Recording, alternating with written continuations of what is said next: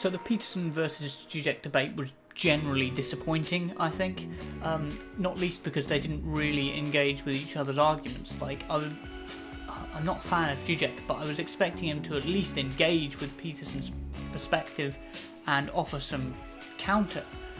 But the counter was really lacking. Like, there was a little bit, but it was really lacking, where it was quite easy to knock down Peterson's arguments. So I wanted to put forward my perspective and say why I thought that Jordan Peterson was wrong. I thought I'd focus down on his opening statement. I could go on to the rest of the debate, but I just thought I'd take the main points of his opening statement and explain to everybody why I think that they're completely misplaced.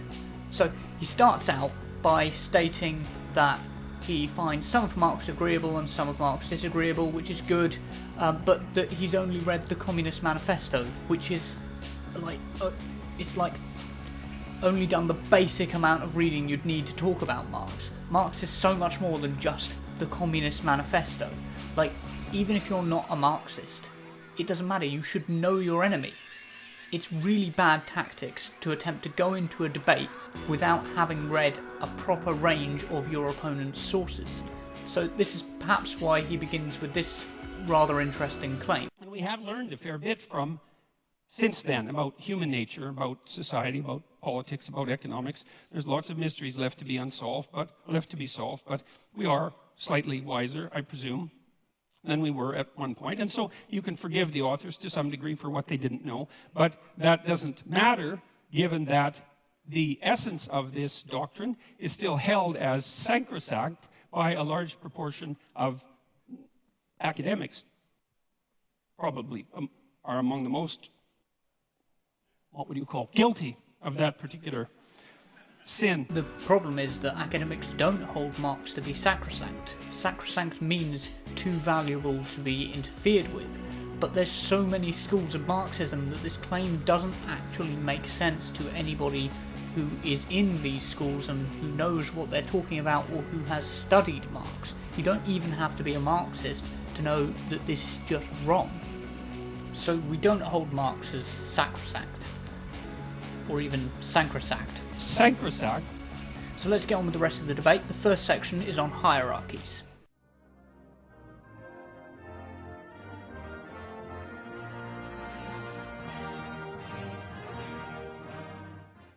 So there's accuracy in the accusation that that is a eternal form of motivation for struggle, but it's an underestimation of the seriousness of the problem because it attributes it to the structure of human societies rather than the deeper reality of the existence of hierarchical structures per se, which, as they also characterize the animal kingdom to a large degree, are clearly not only human constructions. We're at the good old Lobster claim, which, as you all know, is naturalistic fallacy. Naturalistic fallacy means a fallacy in which you confuse what is with what ought to be. It's sometimes called the is-ought fallacy.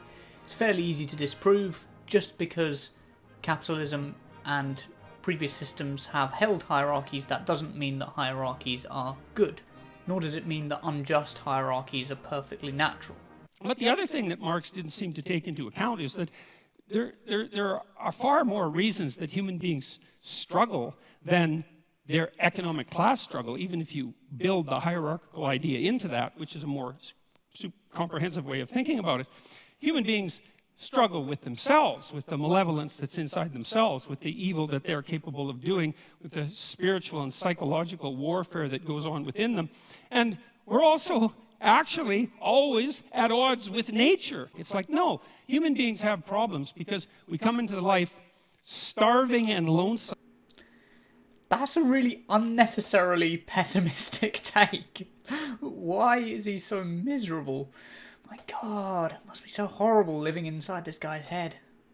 I feel for him sometimes. And so there's also very little understanding in the Communist Manifesto that any of the, like, say, hierarchical organizations that human beings have put together might have a positive element. Well, yeah, but that's because when you're writing a critique of capitalism, Peterson, you don't typically stop and randomly praise other hierarchies like, oh, aren't the lobsters great? I really think we should model our monarchy on the lobsters. That's a good hierarchy. That's a lovely hierarchy to have, isn't it? I like that hierarchy. That hierarchy is very efficient. I also quite like the House of Lords. Why would he put that in a critique of capitalism? And as Peterson later on says, Marx does actually praise capitalism for its efficiency and for the progress that it kind of made after the decline of feudalism. And he does recognise a progress of hierarchy. It's not like the way that Jordan Peterson is talking about him right now. You'd think that Marx thought that all hierarchies were just on the same level, just all bad. But he clearly doesn't think that, because he talks about capitalism in a reasonably positive light, even as he is critiquing it. So, you know, there's some more subtlety there than Peterson's giving him credit for. But it's also the case that hierarchies happen to be a very efficient way of distributing resources. This is such a general statement because it depends so much on the hierarchy. Like, it's some of the most hierarchical states we've ever known, i.e. the Third Reich or Stalin's Russia. These are some of the most inefficient and bad at distributing resources that we've ever known. Why is this?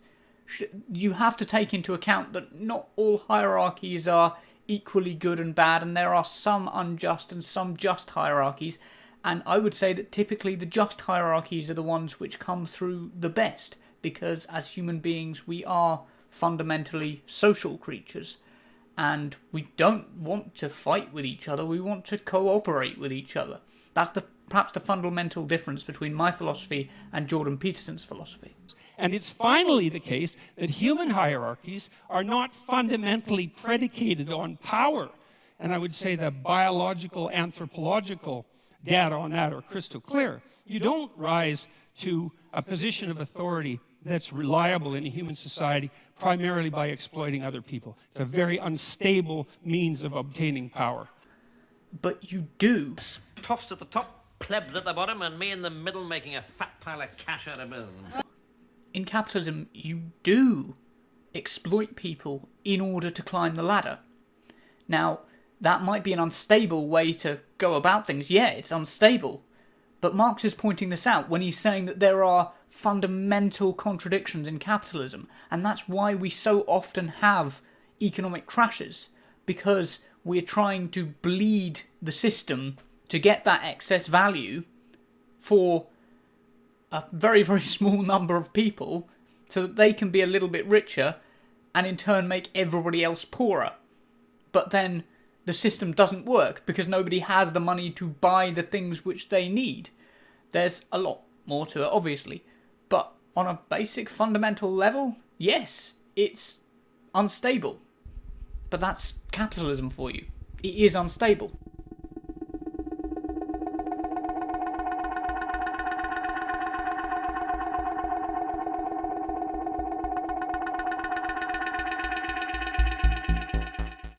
Another problem that comes up right away is that Marx also assumes that you can think about history as a binary class struggle with clear divisions between, say, the proletariat and the bourgeoisie. But this is such a very basic understanding of Marx. Like, this is clearly somebody who has only read the Communist Manifesto, and that's why he's got this impression that Marx thinks there's clear dividing lines between proletariat and bourgeoisie. There isn't.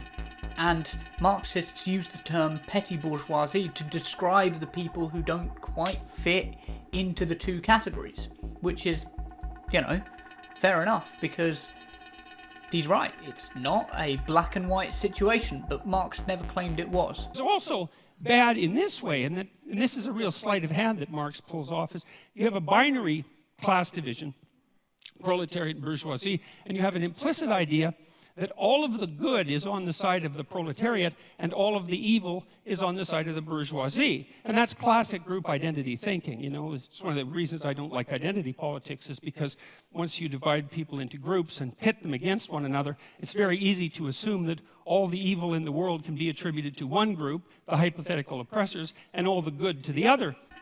And for all of you who are flicking through your copy of the Communist Manifesto right now, trying to find the bit where Marx says that he hates all capitalists and they should all go die in a hole because they're responsible for all of the world's problems, it doesn't exist. This is just Peterson being wrong.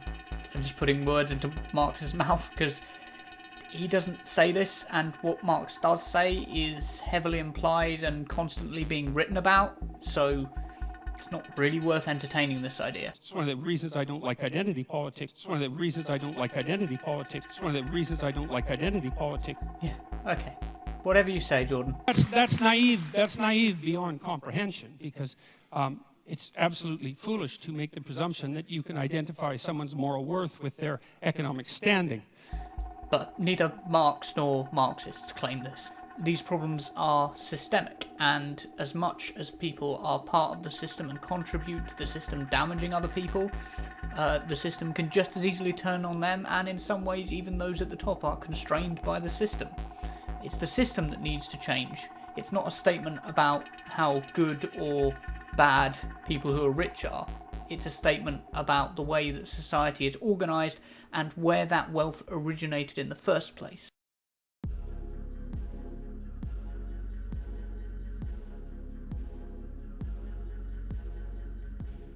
Marx also came up with this idea, which is a crazy idea as far as I can tell, that's a technical term, crazy idea, of the dictatorship of the proletariat. And there's going to be a race to the bottom of wages for the workers as the capitalists strive to extract more and more value from the labor of the proletariat by competing with other capitalists to drive wages downward, which, by the way, didn't happen, partly because wage earners can become scarce, and that actually drives the market value upward.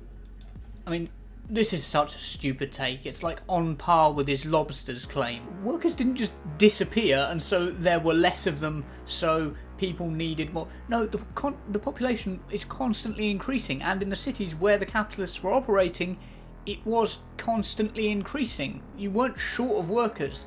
Capitalism isn't short of workers, and therefore workers are disposable. As Marx said, workers are a commodity. As they increase in number, they decrease in value. Wages have grown because people fought, and in some cases died, to organise into unions to make sure that their wages were still enough to sustain them, and to give themselves rights like health and safety and weekends, maternity pay. These things didn't just happen by magic, and they're not a natural production of capitalism. They are a result of people intervening in capitalism, partly inspired by Marx. So easily up into oppressor and oppressed, that when you do establish a dictator of the proletariat, to the degree that you can do that, which you actually can't because it's technically impossible and an absurd thing to consider to begin with, not least because of the problem of centralization, and you have to hypothesize that you can take away all the property of the capitalists, you can replace the capitalist class with a minority of proletariats. How they're going to be chosen isn't exactly clear in the Communist Manifesto. And that's because Jordan Peterson is making the classic new politics student mistake of assuming that Marx meant dictatorship in the way that we understand dictatorship. He didn't. What he meant was a movement of power from those who own the capital right now to those who currently do not own the means of production, shifting the means of production down to their level and addressing their needs. It's things like the NHS. The NHS is effectively dictatorship of the proletariat because the means of production are owned through the government, but by everyone. Because we all own the NHS as British citizens, we all pay taxes for it. This is what it means to have a dictatorship of the proletariat. Assuming that it's a Stalin-Hitler-style dictatorship is a very poor observation. Failure conceptually on both dimensions because, first of all the proletariat aren't going to be good, and when you put people in the same position as the evil capitalists, especially if you believe that social pressure is one of the determining factors of human character, which the Marxists certainly believe, then why wouldn't you assume that the proletariat would immediately become as or more corrupt than the capitalists, which is, of course, I would say exactly what happened every time this experiment was run. And this is where it really shows that Jordan Peterson hasn't read enough Marx, because as much as he says that why didn't Marx predict this, Marx did predict this, just not in the Communist Manifesto. It's in the 18th Brumaire of Louis Bonaparte, when he's reflecting on the failure of the 1848 revolutions across Europe. And this is where the phrase "men make their own history but they don't make it as they please" comes from. And to me, the best bit in this is when he's talking about these revolutions, and he says that in like manner to these revolutions, the beginner who has learned a new language always translates it back into his mother tongue, but he assimilates the spirit of the new language and expresses himself freely in it only when he moves in it without recalling his old language and when he forgets his native tongue. It is in essence what Jordan Peterson is saying here. You see, Marx had already provided a rebuttal for Jordan Peterson. He'd already said that it was going to trip a lot of people up, but people have to move past that. But people have to move past their attachment to a system that is naturally exploitative and start to revel in the new language, the language of revolution and the language where everybody has bread on their plate. This is actually something that Marx predicted, and he's provided a rebuttal for Peterson that Peterson didn't even know about because he hadn't actually read anything but the Communist Manifesto. That nothing that capitalists did constituted valid labor, which is another thing that Marx assumed, which is palpably absurd, because people who are, like maybe if you're a dissolute aristocrat from 1830 or earlier, and you run a feudal estate and all you do is spend your time gambling and chasing prostitutes, well, then your labor value is zero. But if you're running a business and it's a successful business, first of all, you're a bloody fool to exploit your workers, because even if you're greedy as sin, because you're not going to extract the maximum amount of labor out of them by doing that. And the notion that you're adding no productive value as a manager rather than a capitalist it's absolutely absurd. All it does is indicate that you either know nothing whatsoever about how an actual business works, or you refuse to know anything about how an actual business works. Hold on a second, because when you're performing as a manager, you are a worker. When you're performing as a capitalist, you are a capitalist. Now, what I said about petty bourgeoisie is true. Some people are just investors, some people are just capitalists. They just get money through investment, they just have other people work for them. Other people walk the line, they do some investment and they do some working on the ground. They are a worker in themselves, they work for their own labour, that's fine. But it's the bit where they exploit people, and by exploit I mean just have people work for them and them getting profit from that should rightfully be going to that person for their labour. That is the bit that we have a problem with.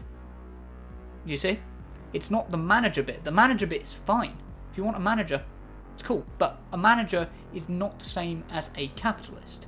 You see? It is distinct. And because you haven't read enough Marx and listened to enough Marxists, you don't understand the distinction there, Peterson.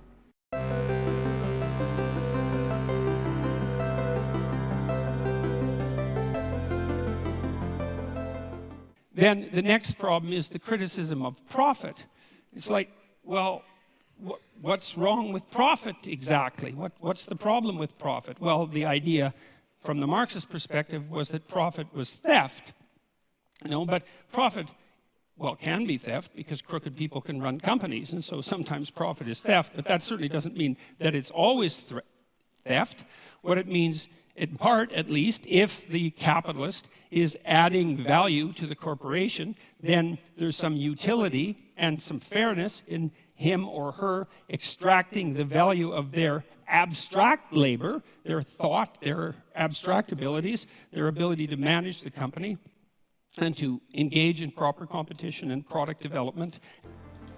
Again, this is Peterson confusing a manager or a product developer with a capitalist. Now, somebody can be one or the other or both, but they are distinct roles. So somebody can be a manager and can genuinely contribute to their business as a worker because they are taking on a managerial role or taking on a role as a product developer if they have skills in those areas. What more often happens, however, in this very anti-meritocratic system is that somebody ends up making a decision who isn't best placed to make that decision It's just because they happen to be the richest person in the company and therefore at the top, having built the company by shedding loads of money into it and getting rich off the work that other people were doing.